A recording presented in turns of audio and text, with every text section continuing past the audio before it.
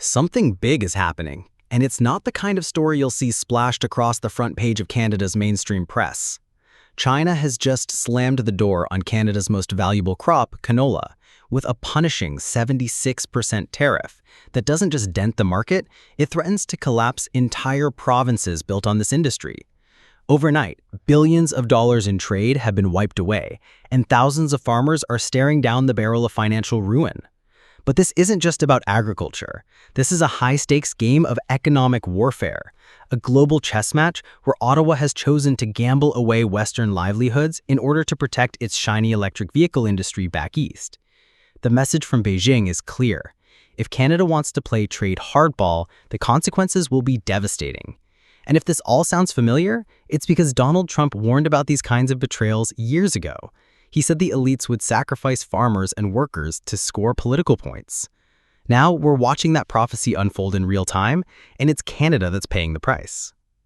To understand just how we got here, you have to follow the chain of escalation that Ottawa unleashed. Last year, the Canadian government made a political statement. It slapped 100% tariffs on Chinese-made electric vehicles and piled on another 25% on Chinese steel and aluminum. The move was meant to look tough, meant to signal that Canada could stand shoulder to shoulder with Washington in confronting Beijing. But in reality, it was a calculated gamble, and now the bill has come due. Beijing responded with precision. First, it delivered a crushing blow in March by imposing 100% duties on Canadian canola oil and canola meal. That was a warning shot. And now, with the 75.8% tariff on raw canola seed itself, China has essentially closed its market to Canada's single most valuable agricultural export. The fallout has been immediate and brutal. Canola, a crop worth nearly $5 billion a year in exports to China, has seen its prices collapse. In British Columbia's Peace region, the value of a bushel that once traded at $15 or $16 has plunged to barely $12.50, stripping hundreds of dollars per acre from farmers who are already grappling with soaring costs of fertilizer, land, and fuel.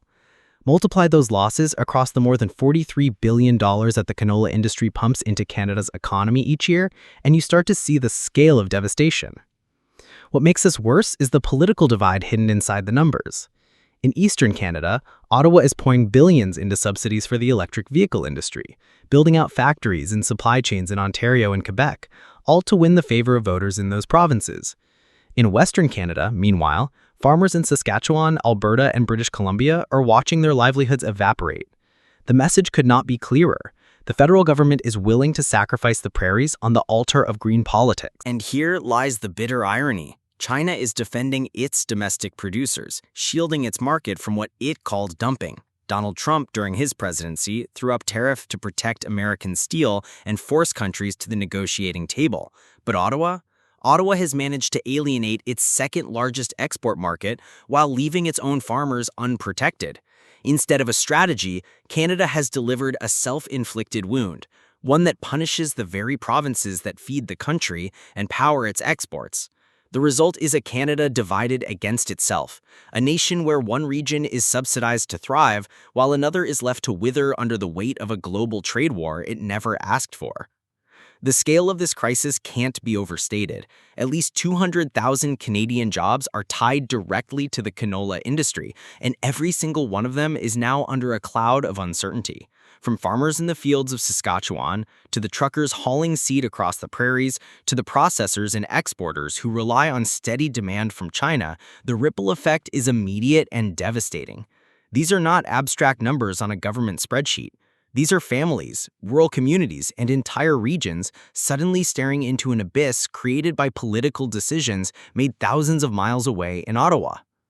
And the pain doesn't stop there. In China, hundreds of thousands of tons of Canadian canola meal are literally trapped, sitting idle in warehouses near the ports. 400,000 metric tons, worth as much as $120 million, cannot move because releasing them into the domestic market would trigger Beijing's 100% duty. It's an impossible choice for importers: either absorb catastrophic losses or scramble to resell the product at steep discounts to buyers in Southeast Asia or South Korea. The image of ships unloading Canadian product only for it to rot in storage while desperate traders search for a buyer is a brutal symbol of how this trade war has weaponized agriculture. For the farmers themselves, the numbers translate into disaster at ground level. Losses of $120 to $180 per acre may not sound like much to Ottawa bureaucrats, but when you multiply that across 110,000 acres in British Columbia's Peace region alone, you're looking at millions in vanished revenue. Across the prairies, that kind of shortfall is not just a bad season, it's the difference between survival and bankruptcy. Input costs have already skyrocketed: fertilizer, fuel, equipment, land taxes. The tariff-driven collapse in prices strips away any remaining margin, leaving farmers exposed, demoralized, and angry. And when farmers go under, the damage doesn't stay confined to the fields. Rural economies depend on them. Equipment dealers, local banks, grocery stores, small-town schools, they all rely on a thriving agricultural base. When the money disappears from farms, it disappears from entire communities. This is the domino effect in motion. Collapsing farm incomes lead to regional unemployment, which in turn strains social programs and weakens national food security. What begins as a tariff war between Ottawa and Beijing rapidly transforms into a social and economic crisis inside Canada itself. China knows exactly what it's doing. This is economic statecraft at its sharpest. By targeting canola, Beijing has chosen a pressure point that Ottawa cannot ignore, one that inflicts maximum pain on regions already politically alienated from the federal government. China has weaponized trade, deploying tariffs not as tools of fair competition, but as instruments of geopolitical leverage. Ottawa, meanwhile, dithers. Western premiers plead for urgent action, farmers beg for relief, and yet the response from the federal government remains muted, cautious, bureaucratic. The prairies are left hanging, sacrificed in a conflict they did not start, abandoned by leaders who seem more concerned with ideological posturing than with defending the livelihoods of their own citizens. This isn't just trade policy gone wrong, it's the slow strangulation of a national industry, and with it, a direct assault on the economic backbone of Western Canada. This is more than a dispute over seeds or tariffs. This is about power, about betrayal, and about who gets sacrificed when Ottawa decides that politics matter more than people. The canola industry isn't just another line item in a budget. It is the beating heart of Western Canada, worth over $40 billion a year and supporting more than 200,000 jobs. Yet in one calculated move, the federal government has chosen to gamble that away, offering up the prairies as collateral damage in its larger war of optics with Beijing.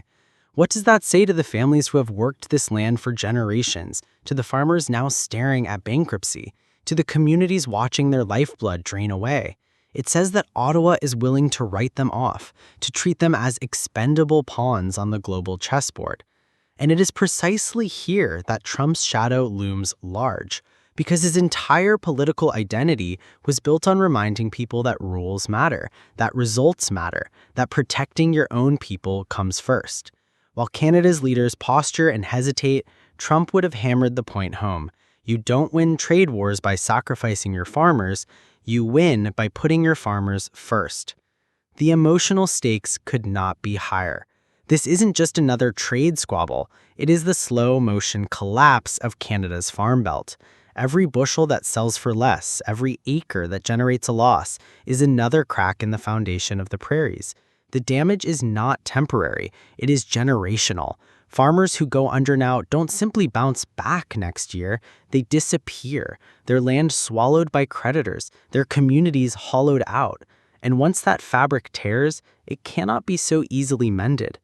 This is the betrayal buried beneath the headlines, that while the East is showered with subsidies for electric vehicles and new industrial projects, the West is left to burn under the weight of tariffs they had no hand in provoking. Looking forward, the consequences are as dramatic as they are uncertain. The prairie provinces cannot and will not tolerate being treated as expendable forever.